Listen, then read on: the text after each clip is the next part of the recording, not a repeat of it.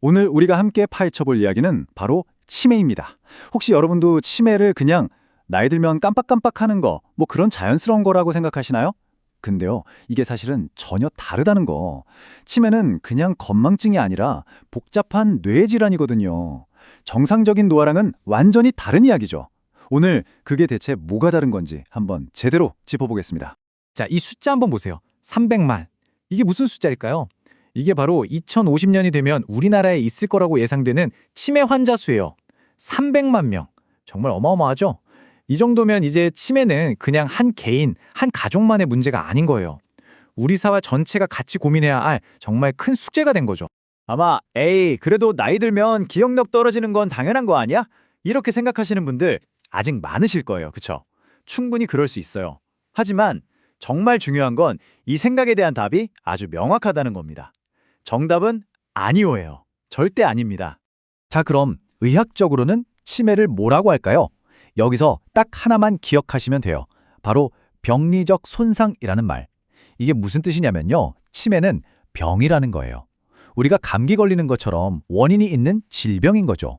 그냥 나이 들어서 키가 좀 줄고 얼굴에 주름이 생기는 거랑은 차원이 다른 문제라는 겁니다. 단순히 기억력만 나빠지는 게 아니라 판단력, 언어 능력, 그러니까 뇌의 여러 기능들이 말 그대로 고장나버리는 상태. 그게 바로 치매입니다. 그러면 그냥 나이 들어서 깜빡하는 거랑 치매는 도대체 뭐가 다른 걸까요? 아주 쉬운 비유가 있어요. 한번 상상해 보세요. 우리가 물건을 서랍에 넣어뒀는데 어디 뒀더라 하고 잠깐 헷갈리는 거. 이게 바로 정상적인 노화예요. 누가 옆에서 그거 두 번째 서랍에 넣었잖아 하고 힌트를 주면 아 맞다 하고 바로 찾아내죠. 이걸 전문 용어로 인출 실패라고 해요. 꺼내는 걸 잠깐 못한 거죠. 자, 그런데 치매는요. 애초에 물건을 서랍에 넣은 적이 없는 거예요. 그 과정 자체가 실패한 저장 실패에 가깝습니다. 그러니까 방금 전에 나눈 대화, 오늘 점심으로 뭘 먹었는지 이런 경험 자체가 뇌에 아예 기록이 안 되는 거죠. 정말 큰 차이죠? 좋아요. 그럼 이런 증상들이 대체 우리 뇌 어디가 고장나서 보내는 신호일까요? 지금부터 그 고장 신호를 따라서 뇌 속으로 한번 들어가 보시죠.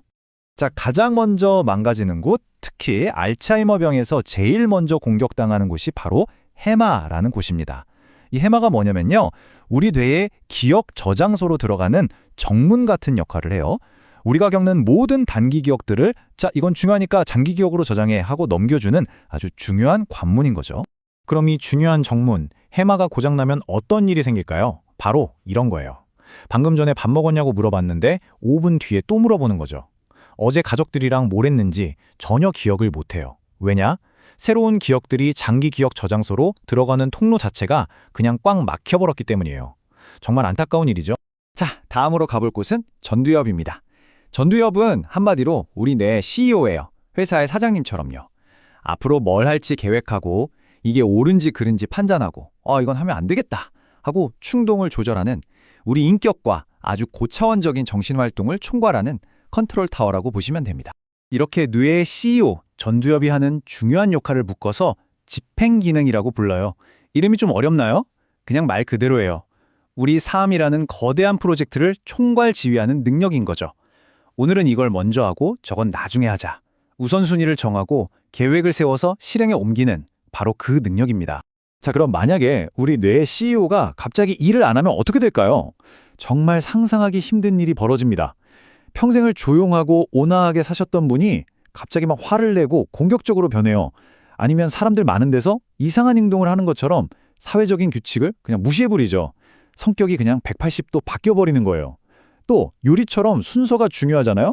아니면 은행 가서 돈을 찾는 일 같은 거요. 이런 복잡한 일들을 전혀 못하게 돼요. 왜? 바로 이 집행 기능, 계획하고 실행하는 능력이 완전히 망가졌기 때문입니다. 이렇게 증상이 제각각 다른 걸 보면 뭔가 이상하죠? 맞아요. 그 이유는 치매가 사실 한 가지 병이 아니기 때문이에요. 치매라는 커다란 우산 아래 사실은 서로 다른 얼굴을 한 여러 병들이 숨어 있습니다. 지금부터 그 대표적인 4가지 얼굴을 한번 만나보겠습니다. 자, 여기 도표를 한번 보실까요? 보시면 알겠지만 알츠하이머병이 거의 50에서 70%, 압도적으로 많죠? 거의 대부분이라고 할 수 있어요. 근데 왜 이렇게 굳이 종류를 나누는 걸까요? 그게 정말 중요한데요. 원인이 다르면 당연히 치료법이나 관리하는 방법도 달라져야 하기 때문이에요. 이 네 가지 치매는요, 시작하는 모습이 정말 다 달라요. 캐릭터가 명확하죠. 먼저 알츠하이머는 우리가 잘 알듯이 기억을 서서히 갉아먹으면서 시작돼요. 반면에 혈관성 치매는 좀 드라마틱해요.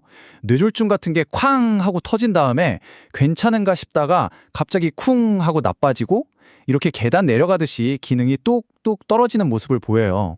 루이소체 치매는 좀 특이한데 갑자기 헛것이 보이고 몸이 파킨슨 병처럼 뻣뻣해져요. 그리고 제일 헷갈리는 게 바로 이 전두측도엽 치매인데요. 기억력은 괜찮아요. 그런데 어느 날 갑자기 성격이 완전히 딴 사람이 되어버리는 거죠. 정말 황당하겠죠? 안타깝게도 치매는 한번 시작되면 시간이 흐르면서 점점 더 깊어지는 병이죠. 마치 기억이 점점 희미해지는 긴 여정과 같아요. 그래서 이 여정이 어떻게 진행되는지 그 지도를 미리 알아두는 건 환자 본인은 물론이고 가족들에게도 정말 중요한 준비가 될 수 있습니다. 의학계에서는 이걸 전단적 퇴화 척도, 줄여서 GDS라는 걸로 단계를 나눠요. 처음엔 그냥 나 요즘 왜 이렇게 깜빡깜빡하지? 하고 본인만 느끼는 단계에서 시작해요. 그러다가 가족이나 친구들처럼 주변 사람들이 요즘 좀 이상한데? 하고 눈치채는 단계, 바로 경도인지 장애를 거치죠. 여기서 더 나아가면 이제 도움이 필요한 치매 단계로 들어서게 되고 마지막엔 정말 안타깝게도 모든 기능을 잃고 다른 사람에게 전적으로 의지해야 하는 상태가 되는 겁니다. 이 표를 보시면 각 단계가 우리 실제 생활을 어떻게 바꿔놓는지 한눈에 볼 수 있어요. 처음에는요, 장을 보거나 은행 가서 돈을 찾는 것처럼 약간 복잡한 일들, 이걸 도구적 일상생활 능력이라고 하는데 이런 것부터 힘들어져요. 그러다가 병이 더 깊어져서 중등도쯤 되면 옷을 혼자 챙겨 입거나 씻는 것 같은 아주 기본적인 것들, 기본적 일상생활 능력이라고 하죠. 이런 것들에도 도움이 필요하게 됩니다. 사실 이 시기가 옆에서 돌보는 가족들이 가장 힘들어지는 때이기도 해요. 자, 지금까지는 치매에 대해 좀 어둡고 힘든 이야기들을 많이 했죠. 하지만 여기서 끝내면 안 되겠죠? 그럼 이런 상황에서 우리가 뭘 할 수 있을까요? 절망만 할 게 아니라 우리가 찾아야 할 대비책과 희망은 과연 무엇일지 지금부터 이야기해 보겠습니다. 여기서 정말 중요한 개념이 하나 나옵니다. 바로 인지 예비능이라는 건데요. 이게 뭐냐면 우리가 평생 동안 열심히 공부하고 사람들도 많이 만나고 새로운 걸 배우면서 뇌를 계속 쓰잖아요. 그러면 뇌의 신경망이 엄청 튼튼하고 촘촘해진다는 거예요. 그래서 나중에 뇌에 약간의 손상이 생기더라도 이 튼튼한 신경망이 버텨줘서 증상이 잘 나타나지 않게 막아주는 거죠. 마치 우리 뇌에다가 아주 빵빵한 보조 배터리를 여러 개 달아놓는 거라고 생각하시면 딱 맞아요. 그럼 이 뇌의 보조 배터리 어떻게 충전할 수 있을까요? 그냥 책만 읽고 퍼즐만 푸는 걸로는 부족해요.